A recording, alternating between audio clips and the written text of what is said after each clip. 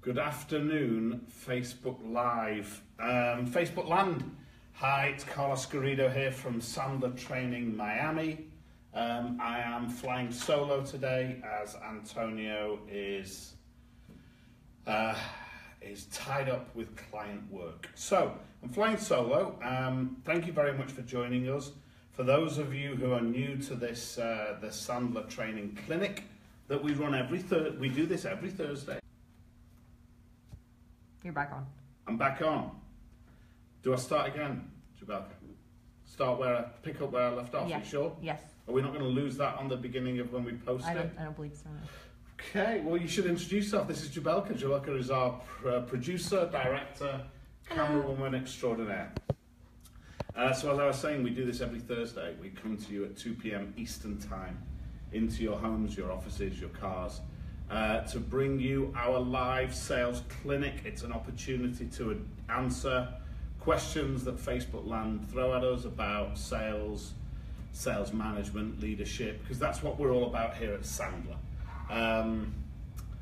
For those of you who are based in South Florida, there is an added bonus. You find out all about our giveaway. Can't believe it, I hear you cry. I can't believe that you give stuff away, but we do.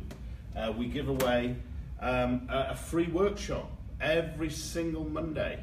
We have all our clients in at 12 noon and we run our sales mastery program at 12 noon. And you're smiling at something, Jabelka. We've lost it. Oh, is he on? So we run our sales mastery at 12 noon. And we invite anybody who's interested to find out what it is we do for our clients. How on earth do we make our clients so successful? We do that through our sales mastery clinic, our sales mastery workshop, and by virtue of being a viewer of our Facebook Live, you're invited to join us. It's called Crash a Class. And so for those of you based in South Florida or who are in South Florida, on Monday or any Monday, feel free to go on the website and register. And so many people do. We have 4 or 5 people that come and join us every Monday, and they get a taste of what we do. It's the best way to see if it's something that might be able to help you in your business. How they do it is they register on a Bitly site. For those of you who aren't familiar with Bitly, all you need to do is type www.bit, that's bit.ly, bit.ly, /CACSM. Now I got that the wrong way around, right? Sandler Miami Crash a Class. Yeah, so it's SMCAC. And because it's important, you need to put it in capitals. So capitals, SMCAC, that stands for Sandler Miami Crash a Class. And you come for the day. You come for 12 till 1:30. You participate as if you're a client. We treat you like family. You can ask your questions. You can address challenges, specific challenges to you. And you get a taster for what we do and how it is we develop people's behaviors, attitudes, and techniques in the realm of sales, sales management, leadership, prospecting. The problems can lie in multiple places. So that's one of the benefits of being on live here with us today in Facebook Land. And there are other benefits too. For example, you can just punch a question in. And I got a strange expression off Jabelka there. I think you got a question. Did you get a question? No, but Marilyn Sanchez says, "Hello, Carlos." Oh, Marilyn, you dear. Hello, Marilyn. Well, nice to see you, Marilyn. I'll be seeing you on Monday, actually. I'll be there on Monday. So feel free to put a question into the box and we can answer it. In fact, I think we'll probably start with a question that we didn't get to last week. Somebody has asked a question, Jabelka. What was the question? So Josh from Coral Gables asked last week, I lost 2 clients this year so far. What can I do to stop this from happening? And the name Josh? Yes. Josh from Coral Gables. It might be the Josh I know. If it is, just pick up the phone, Josh. I'll talk to you about it. If you don't know me, and the question I think is, I lost 2 clients. For you to raise it with me, For you to raise it as a question, it tells me maybe a couple of things. I get a suspicion that they're important clients because, you know, people lose 2 clients in a few month period. That isn't that unusual. It hurts when it's a big client. So first part, I get a sense it might be a big client. Second part, I get a sense, again, for you to be asking the question, I get a sense it came as a surprise. So I'm going to sort of paraphrase this question from, I lost 2 clients, what can I do to stop that from happening? I'm going to paraphrase it into, I unexpectedly lose important clients. And we have a principle here at Sandler, which is there's no such thing as a bad client and no such thing as a bad prospect. There are only bad salespeople. And so I'm going to ask you, Josh, to look inward for a moment and say, am I in control of this, or did this just happen to me? Because I believe you're in control of this. And I believe that if there is a big, important client, their loss should never be a surprise. Why do I say that? We have a process that we bring our clients. It's called the CESAR process. CESAR stands for Chief Executive Annual Review. It's an acronym. Chief Executive Annual Review. It's a Chief Executive Semi-Annual Review. CESAR. Chief Executive Semi-Annual Review. And using this tool, it's an opportunity to have a sit down semi-annually with the chief exec or the owner of important clients. And the purpose of this meeting is to identify how solid and secure the relationship is, how solid and secure the business relationship is. And there are a bunch of questions that we get our clients to ask. For example, what's going to need to happen, Mr. Client, for us to lose this business in the next 6 months? Tell me about pressures that you're under, Mr. Client, that maybe our arrangement isn't accommodating. Tell me what needs to go wrong between you and I. Tell me what could be improved in our business relationship. These are very specific questions that we have a list of around 50 of them that should be asked of a chief exec semi-annually of an important client. So, if I was to paraphrase your question, Josh, as what do I do to stop unexpectedly losing loss of important clients? The answer is a CESAR review, Chief Executive Semi-Annual Review with important clients, to ensure that you understand the relationship, to be sure you understand what could go right and what could go wrong, and how to make things better if they need to get better. And importantly, it's no longer a surprise. Josh, pick up the phone and hey, if you're you're based in Coral Gables, come and crash a class. bit.ly/crash, Sandler Miami, crash a class, SMCAC, all caps because it's important. And come and crash a class, you can raise it, and you know, you'll be in a workshop with a load of clients who have been living, breathing our Sandler methodology for sometimes 3, 4, 5, 6, 7 years. And you've got a big think tank there to tap into for this question. So, next part of I'll go to my, I hope that answers your question, Josh. Crash your class if you want more, or pick up the phone if you're Josh Rosenberg. And I'll go to the next part of our agenda, Jabelka. Our next part of our agenda. Story time. Story time. Story time. What do we do in story time? This is where I tell a story. Yes.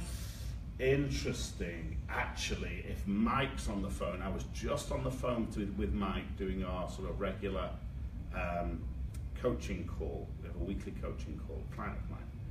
And Mike talked about having a plan and about how difficult it is when you have a process.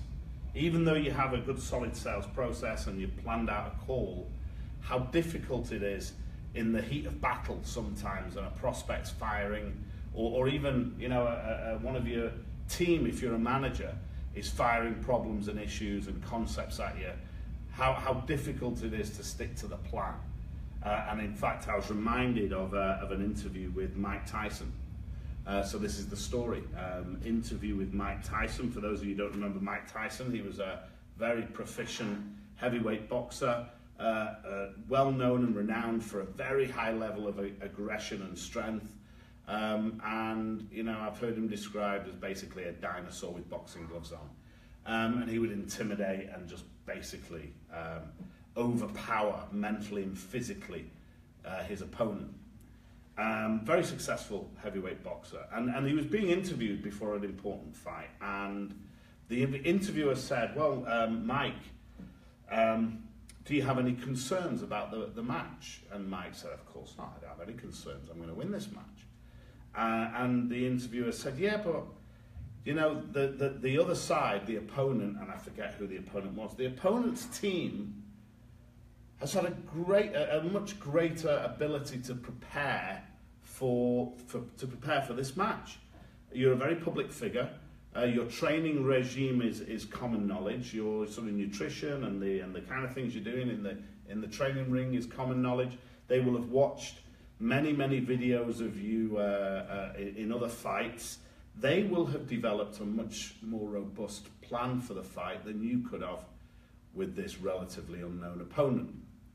And Mike said something that I think is really relevant in a business setting. Mike said, it's amazing how a plan goes out the window when you're punched in the face really hard. It's amazing how a plan goes out the window when you're punched in the face really hard. And this goes back to what Mike and I were discussing on our coaching call. You know, you can have the best plan in the world and you get punched in the face really hard by a prospect, metaphorically, of course.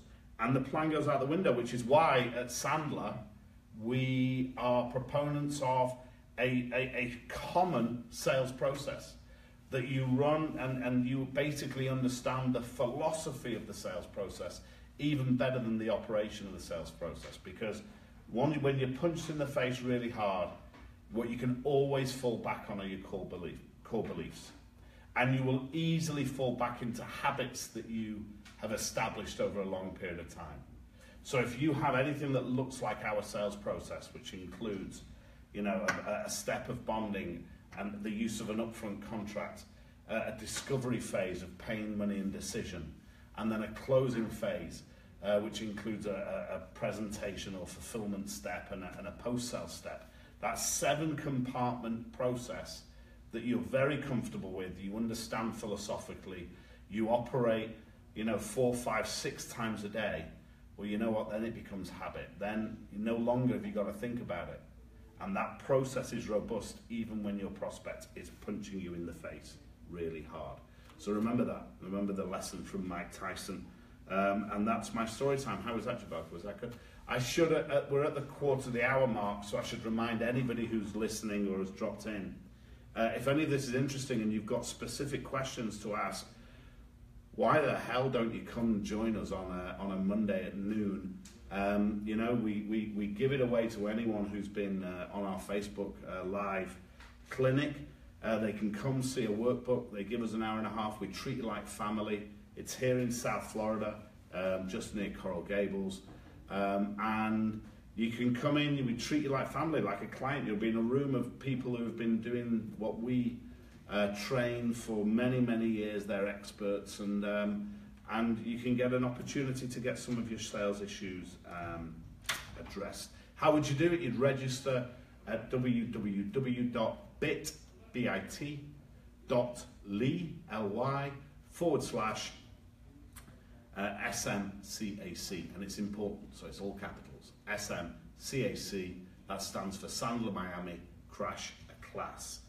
And there are many people every week that take us up on that offer. There's no hidden charges, there's no secrets, it's just you come and you see if you like the class, if you like our workshop. So, do we have any more questions from the field? Yeah, so Bruce says, I'm starting to journal. Can you explain GAGA or GAGA? Bruce, is that our Brucey? Brucey, nice to see you, Bruce. Perfect, great question, journaling. You know, it's interesting, I had a friend of mine over from the UK just last week, and if Jimmy's on, hey Jimmy, he was asking me about the journal, and you know, he's a bit of a skeptic. I've got another friend called Alex. If Alex is watching, hi Alex Rodriguez in Miami. He was a skeptic too. And then he started to journal, and he said that there's some interesting things that are happening to him because of the journaling. I'm a big fan of journaling. My journal is sat right there on my desk. And I journal every morning, and I journal to the Gaga, which is what we teach, the Gaga methodology. So thanks for the question, Bruce. The Gaga methodology is G-A-G-A. These are this is for beginning journaling, just to have a structure, just to give you something to write about. Every morning for 10 minutes, if people were to buy themselves a journal and just do this for 90 days. Hey, you can do anything for 90 days. 90 days, but every day. Weekends, vacations, days when you're feeling sick. Every day, if you journal for 90 days, it becomes a habit. And for those of you who think, well, what on earth do I journal? I don't want to make it the diary of a 11-year-old. Dear diary, here's what happened today. That isn't what we talk about when we're journaling. When we journal, we're talking about kind of rewiring our neural network. And if you do journal every day, rewire your neural network, it's amazing the value that creates. We're all about sort of the aggregation of incremental gains, and a big incremental gain is this idea that you can make yourself believe different things. And it's our beliefs that get in our way, by the way, folks, and one of the great ways to rewire those beliefs is journaling. So to Bruce's question, what's the Gaga journaling methodology for those that want to pick up a journal and try it? The first G stands for grateful. And the studies show time and time again that those professionals that immerse themselves in gratitude every morning as a first step show far more success. So I would write in my page, grateful, I do in fact, and then I will write 3 or 4 things that day I am grateful for. So immerse yourself in gratitude. The first G is grateful. The first A then is affirmations, and I will write strong affirmations about myself. The anatomy of an affirmation is first person, present tense, emotionally connected, positively stated. So I'm going to write an affirmation of the me that I want to be, the me that I'm trying to develop, and it will be first person, present tense. For example, if I want to improve my prospecting, I might write, I am a rock star prospector. I'm diligent and I prospect every day. I am successful because of it. That's all first person, present tense, emotionally connected to my goals and positively stated. It might not actually be true, but I'm trying to rewire my brain to be the better me, and that's what affirmations are all about. So it's grateful affirmations. The next G is goals, and I could talk at length about why we write just some of our goals down every day. It attunes our subconscious so that our brains will stop filtering out the opportunities that are in front of us. And then the final A is attract. What are the things that I'm seeking to attract into my life? Again, it's aligned with that goals idea of attuning my subconscious. And amazing things can happen to those who journal every day. Truly amazing things. If you want to know more about journaling, shoot us an email. I can send you an article. You can go on our website. We've got some work there about journaling, which is www.absolute.sandler.com. So thanks for the question, Brucey, and I will see you on Tuesday if that's out. It is our Bruce. Okay, thanks for joining us, Bruce. Any other questions online? So go for one from last week. Question from last week? No, the next segment is what will Carlos do? What would is this where we go here? Yes. This is our recycled Christmas box where Christmas candies lived for about a month, and this is where clients drop in questions, which would what would Antonio or what would Carlos do in these circumstances, and I legitimately have not seen any of these. Some of them Jubelka has typed, some of them are scribbled in the client's own hand, and the question today is, what would Carlos do when a prospect wants to check the competition? Check the competition is in speech marks. That is such a great question. How many times do we hear a prospect that says, really like what you've got, I'm just going to go and check the competition? Well, I said it earlier, there's no such thing as a bad prospect. There's only bad salespeople. And the reality is, if somebody wants to check the competition, it's because I didn't do a very good job in my upfront contract. My upfront contract and my sales template, my gate selling template, should have been able to qualify out somebody that was just shopping versus those who have very real issues that they want to address, and they want to address it with you, out there in Facebook land. You're out there selling. If a prospect wants to check the competition, you never told him he couldn't. You didn't explain to him your process. You didn't at any point identify either paying money or decision-making process well enough. You haven't done a good job of developing trust, because the reality is, if you understand them, if they've got a very real need that you can help them with, if your solution is within their budget, and if you have got decision makers in front of you, and you're already presented to decision makers, and you have done a good job at developing trust, they will never check the competition. Checking the competition is a get out move on behalf of the prospect. And so what would I do when a prospect says, I want to check the competition? I would say, what did I get wrong? I don't understand. I would go very negative. I get a sense that means I dropped the ball. That is, I missed something. Help me understand that, because that opportunity is most likely gone. Okay, next segment. Sandler Rule number 6. Sandler Rule number 6. What is it? Don't buy back tomorrow the product or service you sold today. Wonderful. Sandler Rule. We have 49 rules. They're in a book over there. The Sandler 49 rules. Bestseller. We have 49 rules for sales and 49 rules for sales managers. This is the sales rule. Don't buy back tomorrow the product or service you sold today. What that basically is oriented around is, what a lot of salespeople do is they make the mistake of taking the presentation too far. I'll give you an example. It's a very real example. It was myself, in fact, in the UK. God, it must have been 30 years ago. No, because I'm only 45, it's 50. 25 years ago. In my first house, 25 years ago. And for those of you watching in the UK, you'll understand this expression. I apologize for those in the US that won't understand this expression. But in the UK, we have something called double glazing. Double glazing is the glass in your window. It's 2 panes of glass with a vacuum in between them, which are designed to keep out noise, keep out the cold, keep in the heat.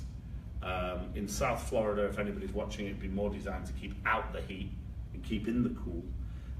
But it's insulation, sound insulation, temperature insulation, it's protection. And it's very common in the UK to have a house that is double glazed in this way. But it's expensive. My first house, we were in a house which had old-fashioned windows. It didn't have double glazing, and I was very interested in making an investment and improving the glazing in the house, the windows. So we had a salesman come round, and I didn't know much about sales at the time. I knew I had enough money to make the investment. I knew that this company was a reputable company that came and saw me, and the salesman sat down and he measured up and he gave us a price, and it was within our range, and the company had a good reputation, and I said, yeah, let's do it. I'm happy, double glazing. I think it was like £12,000 at the time, something to double glaze the whole house. I just had a bonus at work. I had the money there ready. And the guy said, and I can't remember exactly, but the guy said, and these are good windows. These are R10s. I think it was R10s. He used that expression. And suddenly I'm thinking, R10? What does R10 mean? Is R10 good? Is there an R50? Is R50 worse or better than R10? Suddenly I'm all concerned about, there's clearly some kind of measure of quality of windows that I wasn't even aware of. Bearing in mind that I was ready to write a check right then and there. And the salesman, because he wanted to show off his superior knowledge of double glazing, threw in what we call a ball bearing, which says, these are R10 windows. Now in my mind, I need to do a lot more research to understand double glazing. This salesman had a buyer right there, me, on the hook. And I said, I really like your solution. I need to, in fact, check the competition. I needed to do that. I sent him out. I started to do research on double glazing. That research took me another 3 months. I didn't get the double glazing I wanted to get. We ended up selling the house. I never made that investment. And if only the salesman hadn't bought back what he had sold today, you know, if he'd actually just kept quiet and took the check, he could have showed off tomorrow. Tomorrow he could have showed off his extraordinary knowledge of double glazing, and he'd have done it with the comfort of my check in his pocket. But no, he bought back. So that's what we say in Sandler. You know, there are sometimes you've just got to take the check, and you've got to be able to identify when that is. And very important, all salespeople, is a message to all salespeople: stop showing off. The only person you're impressing with all that product knowledge is your mother, and she's already impressed. So we're kind of at the end of our time here. Thank you very much. I apologize on behalf of Antonio that this has been a one-man show, a one-Ronnie show today. And so I'm going to invite you all again. We're from Miami. We do training of sales, leadership, management. We do that every week for a basket full of clients. We're very, going back to Bruce's question, we're very grateful for all our clients. And we're very grateful for our Sandler network that brings us all this great material to bring to those clients. If you're interested to find out the magic that we weave for our clients and how we help them be as successful as they can be and hit stretch ambition, then I invite you, if you're in South Florida, to crash one of our workshops. You do that on a Monday at noon, and you do it by registering at www.bit.ly/ all capitals now, SMCAC, Sandler Miami Crash a Class. We need a jingle, Jabelka. We need a jingle for Crash a Class. Crash a class. Crash a Class. So you could then put it on, right? You could post-production put that jingle on. We definitely need a jingle. So guys, come and crash a class. bit.ly/SMCAC, all caps. Why is it all caps? Because it's so important. And for now, this is the end of our Facebook Live clinic. We will be back with you again next week at 2 Eastern Time on Thursday. And for now, in the absence of Antonio, it's good night from me, and it's good night from him. So, bye-bye.